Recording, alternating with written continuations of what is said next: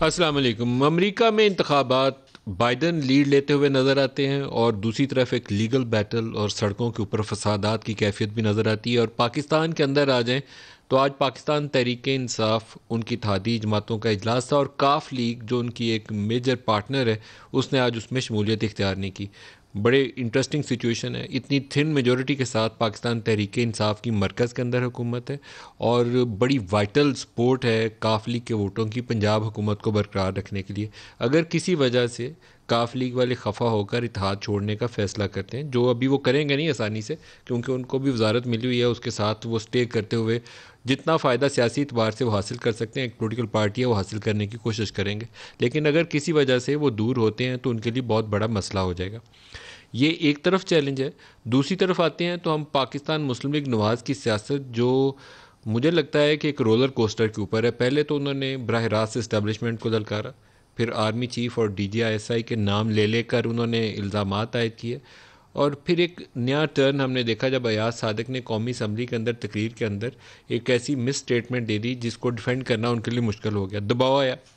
آج ہم نے مریم نواز کی کچھ تقاریر سے کلپس لیے ہیں جہاں فوج کا وہ تذکرہ کرتی ہیں، تو ایک بڑی فائن ایڈجسٹمنٹ ہے جو آپ کو ان کے بیانات کے اندر نظر آئے گی، جو پچھلے ایک مہینے میں ہمیں نظر نہیں آئی، آج پہلی دفعہ وہ نظر آ رہی ہے۔ تو پروگرام کا آغاز میں آپ کو مریم نواز کا بیان ہی سنواؤں گا، پھر آگے لے کر چلتے ہیں۔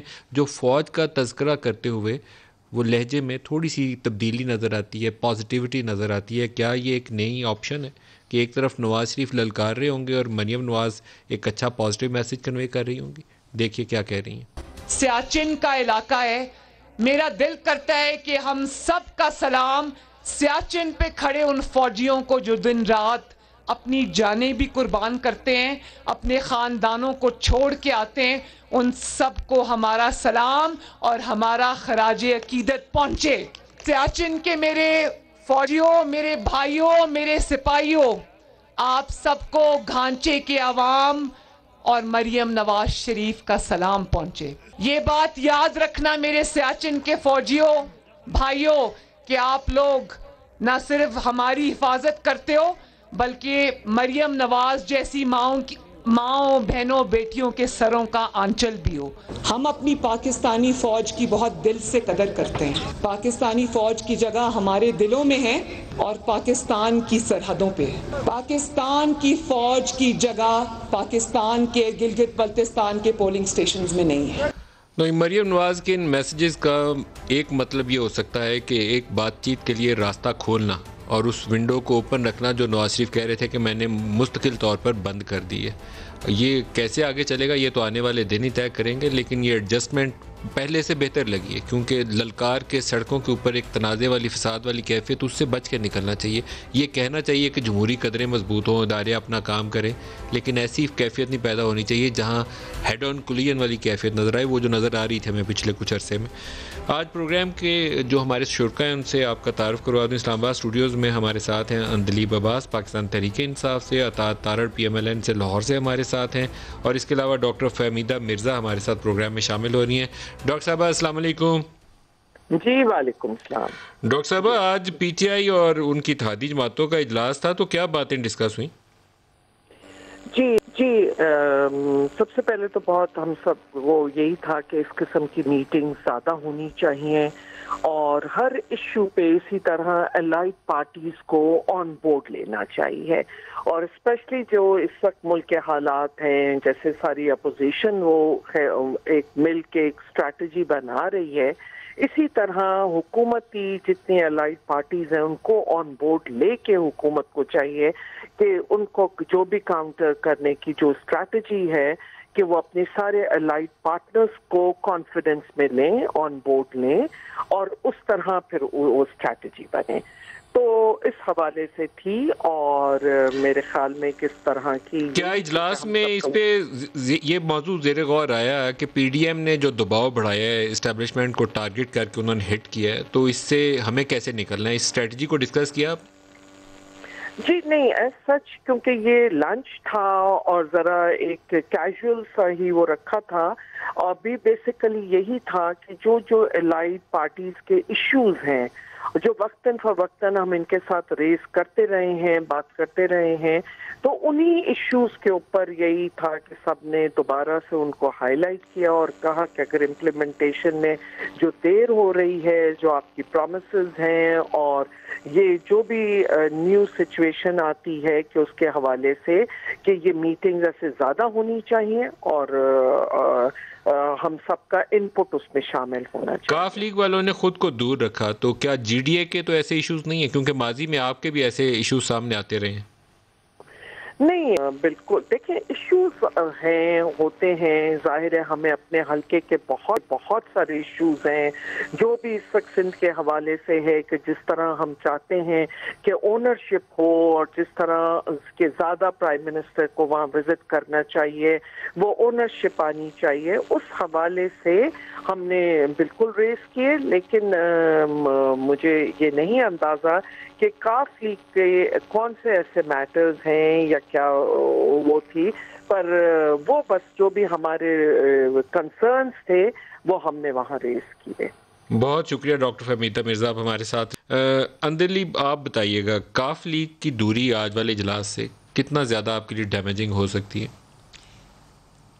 ایک تو یہ نارمل ہے، آپ دیکھیں ناٹ اونلی کہ آپ کے الائنسز جمہوریت ہے، آپ ہمارے اپنے ایم این ایز کو دیکھیں، بہت سی دفعہ بہت سے ایم این ایز ہماری میٹنگز کے دوران بھی بہت کھل کے بات ہوتی ہے، اور جو لوگ کئی دفعہ ناراضگی کا اظہار کرتے ہیں یا وہ کہتے ہیں ہم نہیں جائیں گے، it's part of the discussion, part of جمہوریت، اختلاف رائے، اپنے جذبات کا اظہار کرنا بالکل نارمل ہے، نمبر 1۔ نمبر 2، الائنسز کا حق ہے، جیسے انہوں نے بڑی بتایا کہ انہوں نے آ کے سجیشن دی کہ جی اس طرح کے میٹنگز اور ہونی چاہیے تاکہ ہم اپنا فوکس کر کے، کیونکہ یہ سارے بیٹھے ہوتے ہیں ہماری میٹنگز میں بھی، یہ سب لوگ بیٹھے ہوتے ہیں، لیکن آئی انڈرسٹینڈ، مجھے سمجھ ہے کہ وہ اس میں سب کے میٹرز ڈسکس۔ کاف لیگ مرکز سے ہلے اگر تو آپ کے لیے برقرار رکھنا حکومت مشکل ہو جاتا ہے، پنجاب میں بھی مشکل ہو جاتا ہے۔ دیکھیں اختر مینگل پہلے ساتھ چھوڑ گئے، کاف لیگ جس دن ہلی تو یہاں سب کچھ ڈاما ڈول ہو جائے گا۔ میرا خیال ہے کہ یہ ایک پروسیس ہے جمہوریت کا، اس میں آپ بالکل الائنسز کے خدشات بھی ہوتے ہیں اور ان کے تحفظات بھی ہوتے ہیں، اور کبھی وہ آپ کے ساتھ بہت زیادہ کرتے ہیں، کبھی وہ کچھ کم کرتے ہیں، یہ پروسیس ہے آف ڈیموکریسی۔ خدشات کو خطرناک حد تک جانا آئی تھنک ان کو بھی پتہ ہے اور ہمیں بھی پتہ ہے، ہم ایک ہی کشتی میں سوار ہیں، اس لیے دیٹ از وائی میں کہتی ہوں یہ نارمل ہے، چاہے جہاں بھی جمہوریت ہوگی اور آپ کے ساتھ الائنسز پارٹی ہوں گی، ہمیشہ کچھ چیزیں آپ کے حق میں ہوں گی، کچھ چیزیں آپ کو بہتر کرنی ہوں گی، اور انہوں نے آج جو سجیشنز دیے ہیں دے آر ویلکم، صحیح کہہ رہے ہیں وہ۔ میرا خیال ہے جتنی زیادہ کمیونیکیشن ہوگی اتنی زیادہ یہ خدشات یا تحفظات جو ہے ان پہ قابو پایا جائے گا۔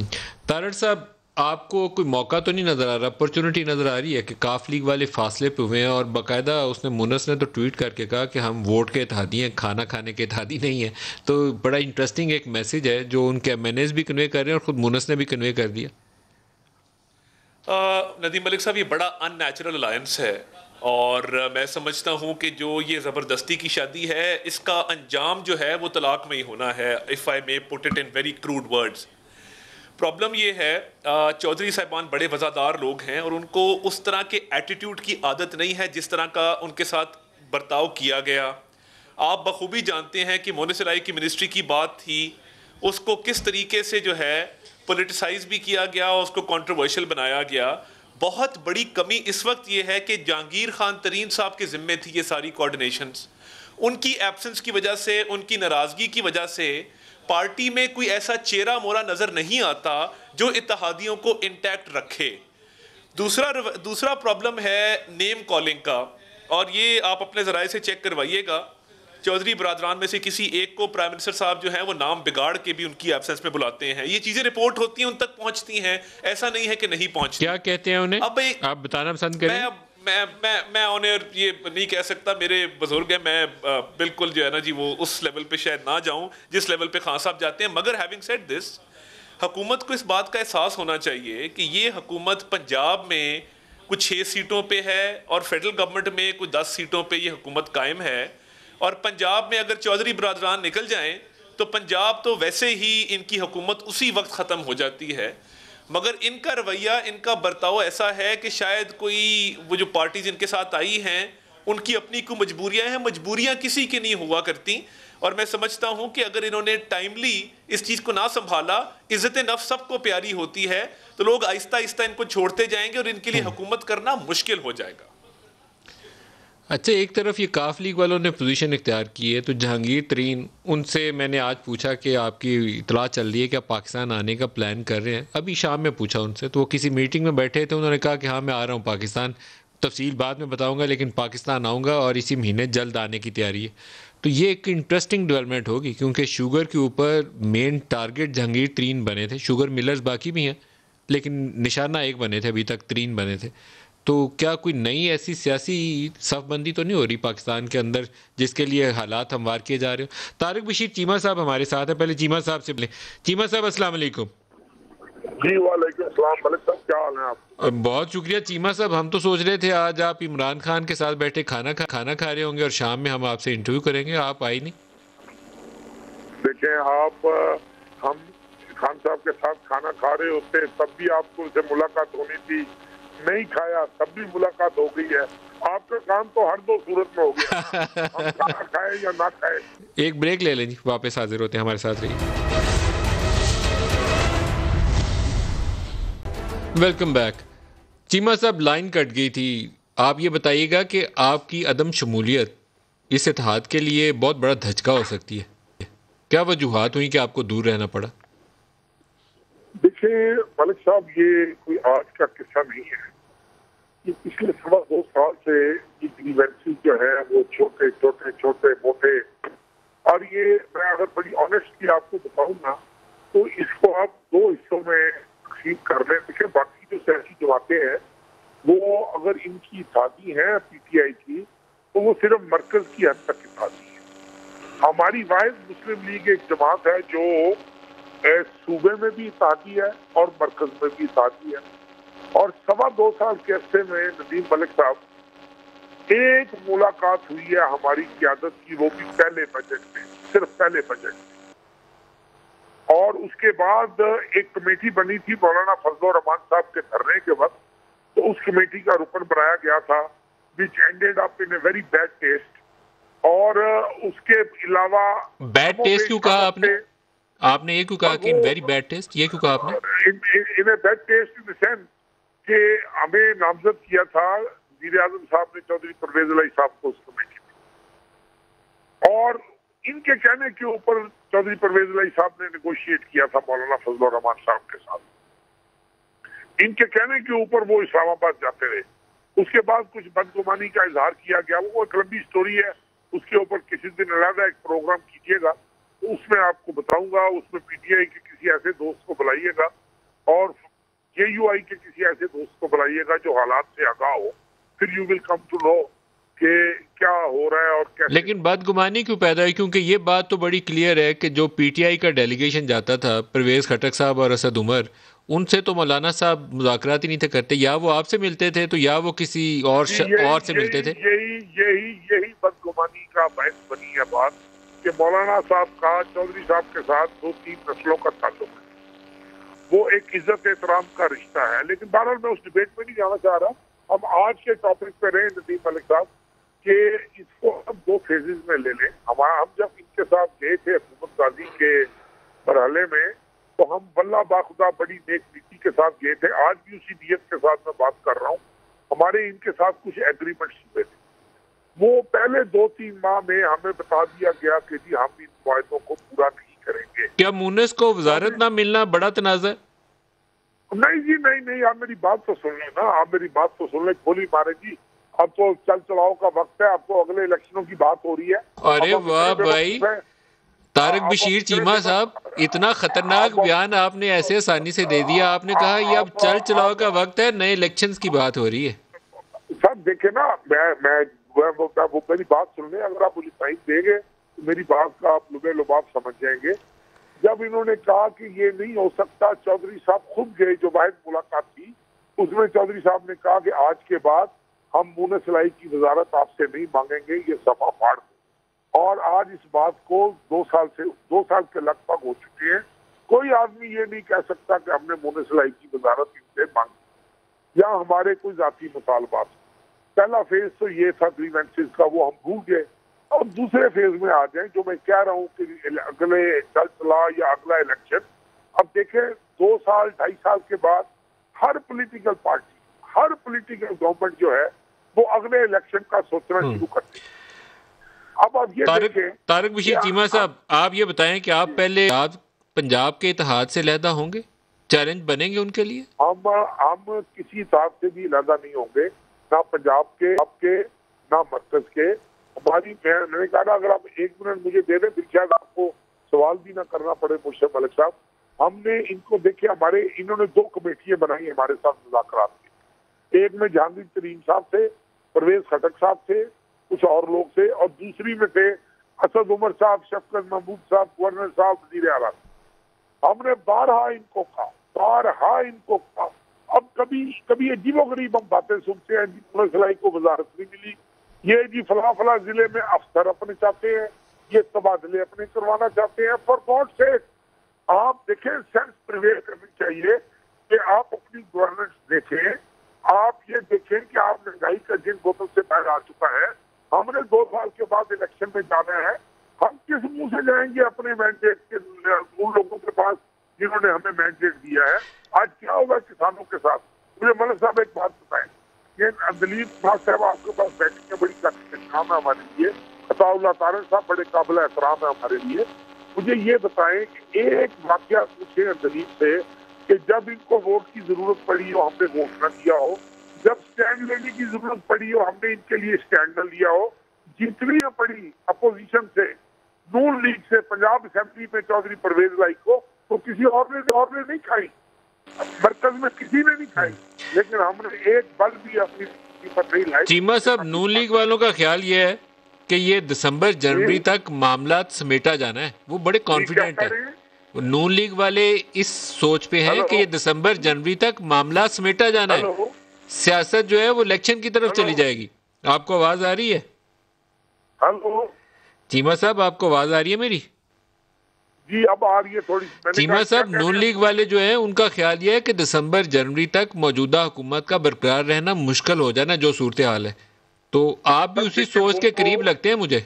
نہیں بالکل نہیں. ہماری سوچ صرف یہ ہے کہ ہماری منت ہے پرائم منسٹر صاحب سے، ہماری التجا ہے، ہمارا احتجاج ہے. چیخ کر پکار کر کہہ رہے ہیں کہ خدا کے لیے بہتر فیصلے کریں قومی سلامتی میں، عوام کی بہتری میں، گورننس کے حوالے سے، مہنگائی کو کنٹرول کرنے کے حوالے سے. ہمارا سیاسی خودکشی کا کوئی پروگرام نہیں ہے. ہم جس حلقے سے میں بنتا ہوں، ملک صاحب، وہاں پہ 98% لوگ کاشتکار ہیں، کسان ہیں. آج کیا ہوا ہے؟ ہم یوکرین سے ہم گندم امپورٹ کر لیتے ہیں اور اپنی سپورٹ پرائس ہم 1600 رکھتے ہیں، 1400 روپے پہ گندم کاشتکار سے لیتے ہیں. آج مجھے بتائیں مارکیٹ میں کتنے کی بک رہی ہے؟ کیا قصور ہے ہمارے کاشتکار کا؟ کیا قصور ہے کسان کا؟ اگر ہم یہ بات کرتے ہیں تو کہتے ہیں کہ بلیک میلنگ ہے، یہ بلیک میل کر رہے ہیں، یہ وزارتیں مانگ رہے ہیں، یہ فلانی چیز مانگتے ہیں. خدا کے لیے ہماری منت سمجھ لیں.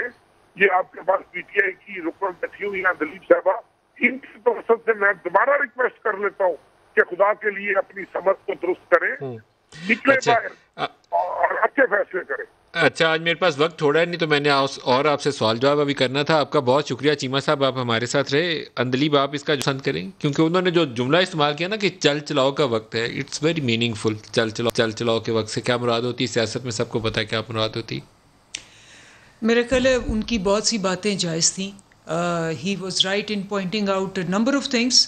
اور یہ اچھی بات ہے کہ ایک کھلا ماحول ہے اور ان کو اپنی اظہار رائے کا موقع ملا ہے. اینڈ آئی تھنک یہ بات بالکل ٹھیک ہے کہ زیادہ ملاقاتیں ہونی چاہیے تاکہ یہ آمنے سامنے بات ہو.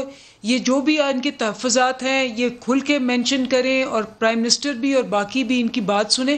آئی تھنک جتنی زیادہ ملاقاتیں ہوں گی اتنے زیادہ یہ ایڈریس ہوں گے اور بہتر ہوگا. طارق صاحب، آپ نے چیمہ صاحب کی باتوں سے کیا نتیجہ اخذ کیا؟ میں ندیم ملک صاحب اس بارے میں بڑا کلیئر ہوں کہ دیکھیے، یہ جماعت اس وقت حکمران جماعت کے ساتھ ایک کولیشن گورنمنٹ میں ہے، صوبے میں بھی اور فیڈرل گورنمنٹ میں بھی. یہ لوگوں میں بھی جاتے ہیں. چیمہ صاحب نے خود کہا کہ 70% ان کا جو حلقہ ہے وہ کاشتکاروں پہ مشتمل ہے. اب جب حلقوں میں جاتے ہیں لوگ سوال کرتے ہیں, لوگ بجلی کے بل کا پوچھتے ہیں, لوگ گیس کے بل کا پوچھتے ہیں, لوگ قیمتوں کا پوچھتے ہیں, مہنگائی کا پوچھتے ہیں. اب یہ دیکھیے الیکشن تو اب نظر آ رہے ہیں, وہ سب کو نظر آ رہے ہیں. یہ سسٹم ندیم ملک صاحب آپ خود سوچئے 2-2.5 سال پہلے جب یہ آئے تھے یہ سب کی سپورٹ کے ساتھ آئے تھے, ان کو کھلی سپورٹ ملی, ہر طرف سے ملی, ہر طرح کی سپورٹ ملی, تمام لوگ ایک پیج پہ تھے, ان کے خلاف کسی قسم کے کوئی پروٹیسٹ شروع نہیں ہوئے, ان کے خلاف کسی قسم کے کوئی مقدمات جو ہیں اس طرح سے قائم نہیں ہوئے, حالانکہ مواد بہت موجود تھا, نیب نے بھی کوئی ایکشن نہیں لیا. اس سب کے باوجود کیا ہم کسی معجزے کا انتظار کر رہے ہیں کہ کوئی معجزہ ہوگا تو قیمتیں کم ہوں گی؟ مجھے منطق سمجھ نہیں آتی. ایک طرف ہم شارٹیج کے باوجود چینی ایکسپورٹ کر دیتے ہیں, اب ہم چینی امپورٹ کر رہے ہیں. اناج اگانے والا ملک جہاں پہ آپ کی سب سے بڑی ایکسپورٹس میں سے گندم شامل ہے, اب ہم گندم منگوا رہے ہیں, پہلے ہم گندم ایکسپورٹ کر رہے تھے. تو یہ کیا ہو رہا ہے اس ملک کے اندر, اور یہ کس طرح معاملات نے سنبھلنا ہے؟ اگر سنبھلنے ہوتے تو 7 سال کے پی کے کی پرفارمنس ان کے سامنے ہے. اس وقت عوام کی جو آنکھوں میں غم و غصہ ہے, آپ کسی دن کریں پروگرام باہر نکل کے کسی گلی کوچے بازار میں, ہم تو پھر کے لوگوں سے پوچھتے ہیں, ان کا لوگوں میں جانا مشکل ہو گیا ہے. اور کاف لیگ جتنی جلدی اپنے رستے حکومت سے جدا کرے گی اتنا ہی ان کو اگلے الیکشن میں فائدہ ہوگا, ادروائز یہ لوز آؤٹ کریں گے. کیا آپ ان سے بغل گیر ہونے کے لیے تیار ہیں تارڑ صاحب؟ میں دیکھیے میرا تو خیر میں ذاتی حیثیت میں بھی ایک بڑا اچھا تعلق چودھری برادران سے رہا ہے, اور وہ پچھلی کئی نسلوں سے ہمارا ایک اچھا تعلق ہے. اور میں سمجھتا ہوں کہ اس دفعہ پنجاب اسمبلی میں بھی جس طرح کا کسٹوڈین کا کردار پرویز الہی صاحب نے ادا کیا, جس طریقے سے انہوں نے ہاؤس کو بیلنس لے کے چلایا, اور جس طریقے سے انہوں نے کوئی وہاں پہ زیادتی نہیں کی, اور بالکل جو کسٹوڈین کا ایک رول ہوتا ہے وہ ادا کیا, تو میں سمجھتا ہوں اس کو خارج از امکان نہیں قرار دیا جا سکتا. اور ہماری ایک آپس کی ہم آہنگی بھی اچھی ہے. اور دیکھیے میں چودھری برادران کی ایک بہت بڑی کوالٹی ہے, وفادار لوگ ہیں, اور وفاداری کے ساتھ ساتھ وہ بڑے اچھے اخلاق کے لوگ ہیں, اور انہوں نے کبھی وہ کوئی دیکھیں سیاسی مخالفت اپنی جگہ پہ, اب یہ ہوا ہے کہ سیاسی مخالفت بریک دوبارہ لے لوں, کیونکہ یہ ایک ایسنٹ ہے جو اگر آپ کی جماعت کی لیڈرشپ کی طرف سے ہوئی تو پنجاب کی سیاست کے لیے ایک بڑی ڈیولپمنٹ ہو سکتی ہے. ایک بریک لے لیں, ہمارے ساتھ رہیے گا.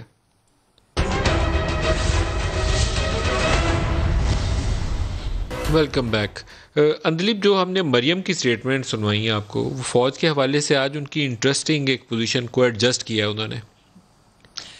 ندیم بالکل ایڈجسٹ نہیں کیا, یہ وہی سٹیٹمنٹس ہیں. اگر آپ دیکھیں اس کا پہلے انہوں نے کہا جی ہمیں عمران خان سے مقابلہ نہیں, لانے والوں سے. اس کے بعد انہوں نے کہا کہ جوان بہت اچھے ہیں لیکن یہ جو 2 اوپر بیٹھے ہوئے ہیں یہ اچھے نہیں ہیں. اینڈ آج بھی اگر مریم کا آپ دیکھیں وہی پیٹرن ہے. وہ ابھی جو ان کے قادر بلوچ صاحب نے کہا ہے, انہوں نے کہا ہے کہ یہ تو ایکسٹریملی ڈینجرس ہے کہ آپ ریبیلین کے لیے تعریفیں کر رہے ہیں نیچے والوں کی, اور کہہ رہے ہیں کہ تم بڑے اچھے ہو اس لیے تمہیں بہت برے لوگ ملے اور ان کے خلاف کھڑے ہو جاؤ.